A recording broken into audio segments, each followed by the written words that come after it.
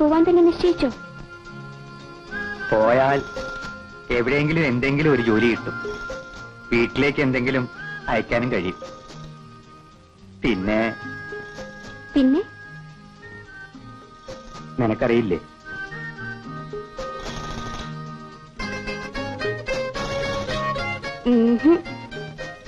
എന്നാ എനിക്കും അറിയില്ല.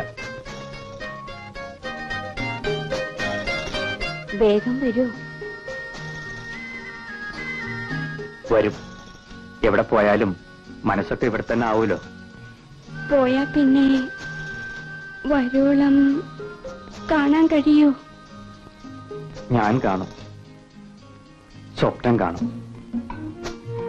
മണിയേട്ടൻ പോവണ്ട. നീ എന്തിനാ കണ്ണുകറക്കണേ? എത്രയോ ആൾക്കാര് എവിടേക്കോ പോയി ജീവിക്കണം. എന്റെ വാകേറിയ ദൈവം എനിക്ക് രചിച്ചിരിക്കുന്നത് ഏത് നാട്ടിലാണാവോ? നീയാവും മറക്കുക, ഇവിടെ കളിയും ചിരിയൊക്കെ ആയിട്ട്. ഞാൻ മറക്കോ? ആവോ. മണിയേട്ടൻ മറന്നാലും ഞാൻ മറക്കില്ല. അത് മറക്കണ്ട. മറക്കോ?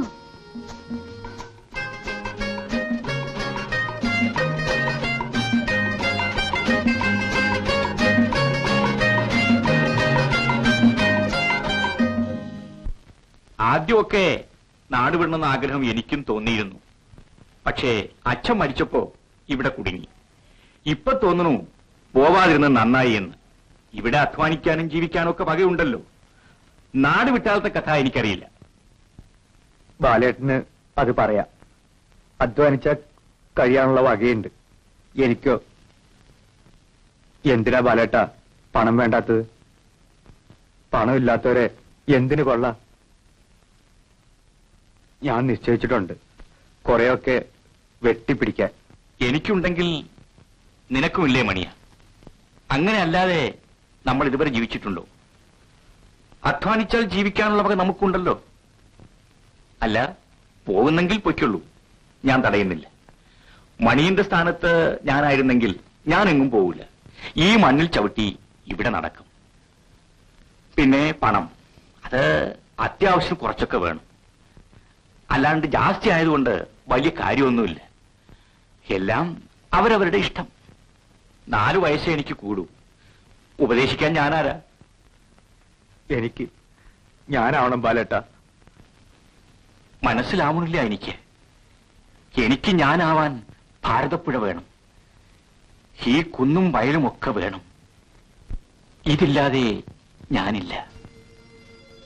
എനിക്ക് ഞാനാവാൻ പണം വേണം, ജോലി വേണം. അമ്മേ, ഞാൻ ഇന്നലെ തന്ന പൊതിയങ്ങ് തരൂ.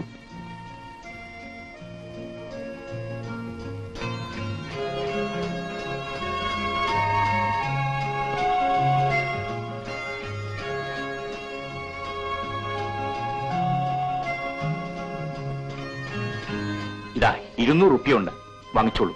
എന്തെങ്കിലും ആവശ്യം വരും. ഇനിയും വേണോ വെച്ചാൽ എഴുതിക്കോളൂ, അയച്ചു തരാം.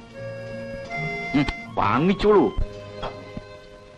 അച്ഛന്റെ അനുഗ്രഹം വാങ്ങിയമ്മേ. അച്ഛൻ കിടപ്പിലാണെന്നുള്ള കാര്യം മറക്കരുത്. നിന്റെ കത്ത് കാണാൻ ഞാൻ ഒരു മനസ്സമാധാനം ഉണ്ടാവില്ല. ബാലേട്ട, അച്ഛനും അമ്മയും അവരെ ഞാൻ നോക്കും. പിന്നെ അവിടെ ബുദ്ധിമുട്ടാച്ച നേരെ ഇങ്ങോട്ട് പോരുകയെ വേണം. ഇക്കാര്യത്തിൽ വാശിയൊന്നും കാണിക്കണ്ട. മോളെ, ആൾക്കാർ വേണ്ടാത്തത് ഓരോന്ന് പറയും. അതിനൊന്നും വഴി വെച്ചൂടാ. തമ്പ്രാന്മാര് തമ്പ്രാന്മാരാണ്. നമ്മളും മാനത്ത് കാണുന്ന പുകയിന് കൊതിച്ചൂടാ. അത് പുകയല്ല, നക്ഷത്രമാണ്. താഴോട്ട് നോക്കിയിട്ടേ പെമ്പിള്ളേര് നടക്കാവൂ. കാലാകാലായിട്ട് നമുക്ക് അന്നം തരുന്നവരാണ് അവർ. കൊച്ചമ്പ്രാനാണെങ്കിൽ മരിച്ച വല്യമ്പ്രാന്റെ തനി പകർപ്പാ. നമ്മൾ കഴുകിയ വെള്ളമാണെങ്കിലും അവര് കുടിച്ചോളും. നമ്മളോട് അത്രയ്ക്ക് ഇഷ്ടമാ എന്ന് വെച്ച് നമുക്ക് അവരെ മോഹിച്ചൂടാ മോളെ. അവിടെ ചെളിയാകാണ്ട് നോക്കേണ്ടത് നമ്മളാണ്. നീ കരയാതെ. എന്റെ മോള് കരയാൻ പറഞ്ഞതല്ല, അറിയാൻ പറഞ്ഞതാണ്. അയ്യപ്പ,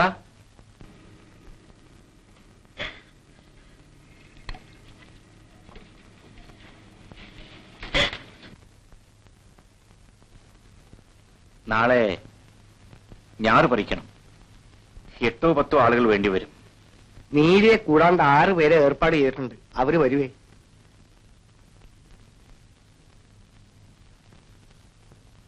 ഞാൻ പറഞ്ഞത് തമ്പ്രാൻ കേട്ടോ ആവും.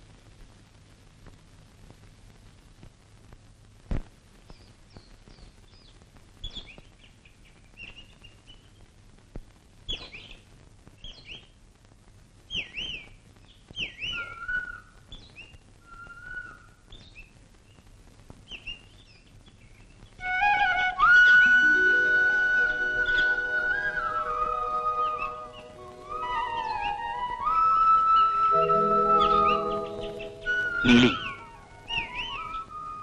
എനിക്ക് നിന്നെ ഇഷ്ടമാണ്.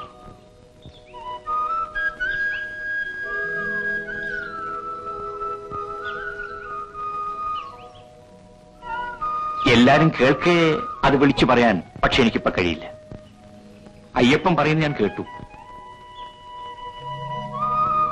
എന്തിനാ കരയുന്നത്? കരയാതിരിക്കാനാണ് നിനക്ക് ഞാൻ.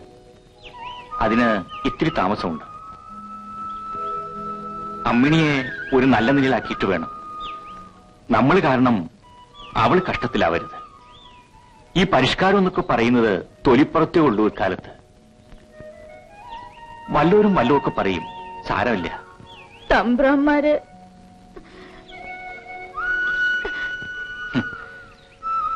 നിനക്ക് ഞാൻ തമ്പ്രാനാണെങ്കിൽ എനിക്ക് നീ തമ്പ്രാട്ടിയാണ്.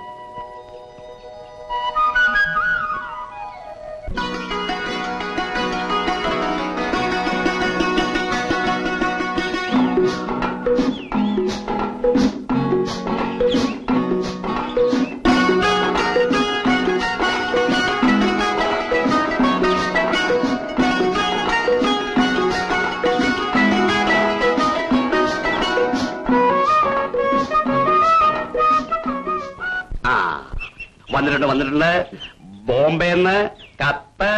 മണിയേട്ടന്റെ ചിരിക്കണ്ട മണിയേട്ടന്റെ അമ്മയ്ക്കാണ് കത്ത്. അമ്മ ചിരിച്ചോളൂ. മണിയറിന്റെ അമ്മ ഇവിടെ ഇരിപ്പുണ്ട്, അമ്മണിയുടെ വീട്ടില്. എന്നാ